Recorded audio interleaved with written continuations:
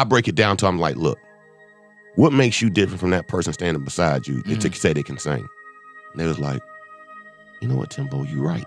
So I give advice as they come to me. So I'm like, put it on records, because that's how the world's gonna hear it. The world's not gonna hear you a cappella. It's levels. You know that. I just tell people that I don't gotta tell you what the levels are. There's levels. Right. Yeah, you know what it is. It took us a long time to get, we didn't come here overnight. We had to go through levels of agony. And people don't realize that. No, you have to crawl before you walk. I try to be a good guy. I aspire every morning to figure out how to wake up and be a better man so that I don't embarrass myself in front of my kids, or I don't say something that, and that I live in my truth in the moment. But I don't.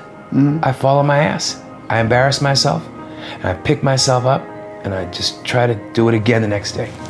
And I think that my cinema gives life to that gray area that we walk every day. It ain't black, it ain't white, it's gray.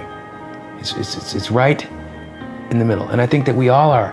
As much as you do, you want to be a good guy, you're not. And that's what makes you human. And I think that that's what I try to tap into. You try to be a good guy, you want to be a good guy, you are a good guy, you were born a good guy, but here comes some that makes you a bad guy. Right. And you know that. No, it starts with an idea, and in Nest, it took almost a whole year before we started the company. The way that it first started was, well, how might I think I could solve this problem technically? So do I have enough of the pieces? Do I know enough of the things? And I said, yeah, I know that because I had enough experience on that. So you first had to research enough about what you think would be built. Then after that, you started researching the market. So you have to remember, when you're disrupting an industry, and if you have something dramatically different, if you have disruptive technology, then you can change a stagnated market. Yes. The way that I've seen it is that you have to start with the idea, what are you changing? And you have to take bold steps in terms of making something and trying it. Now you have to test, lots of testing. So you would make something, and then you would go to some of the industry leaders or some of the people you really trust who are knowledgeable about a given area. And you'd say, what do you think? What do you think? And then you start to set your risk level based on how big the market is. I think the way the world changes is not by people being safe, but by challenging expectations, challenging the conventional wisdom. And if you want to change the world, you need to get out of the Once upon a time, there was a young basketball player who had dreams of becoming one of the greatest basketball players of all time. My name is Kobe Bryant. I'm 17 years old. I have the hunger, the motivation, and a desire to be the best possible basketball player that I could be. He worked day and night, every day, for years and years and years and years and years. As time went on, 20 years had passed, and he felt that he had accomplished all that he set out to accomplish.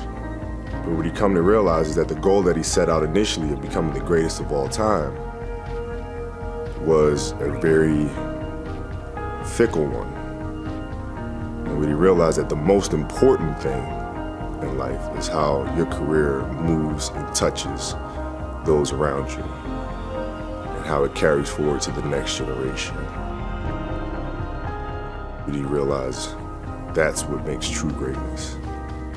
The story would be about transformation of a kid looking inwardly to then growing up and understanding the importance and the power is looking outward.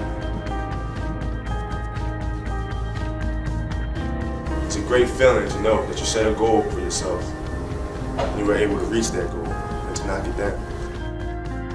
If I had the power to turn back time, I would never use it. I think about it.